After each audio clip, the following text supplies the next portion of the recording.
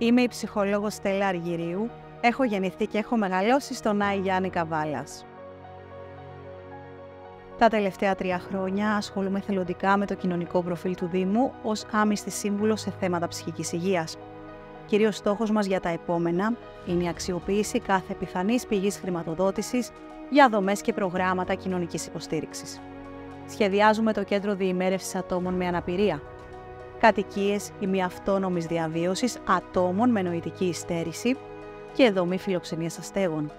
Ο Δήμος έχει υποβάλει ήδη αίτηση για τη συνέχιση της χρηματοδότησης του Κέντρου Κοινότητας που ασχολείται με τους ανθρώπους που βιώνουν κρίση και πολλαπλές διακρίσεις.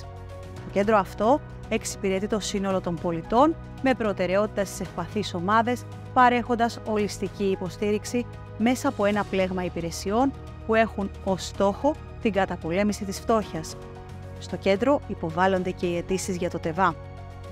Σκοπεύουμε στην ενίσχυση του Συμβουλευτικού Κέντρου κατά της βίας γυναικών.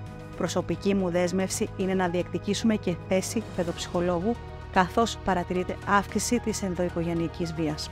Τέλος, απόλυτη προτεραιότητά μας είναι η ενίσχυση του προγράμματος Βοήθεια στο σπίτι. Όσο γεννιούνται κοινωνικές ανάγκες, εμείς θα είμαστε εδώ απλώνοντας το δίκτυο προστασίας που απαιτείται.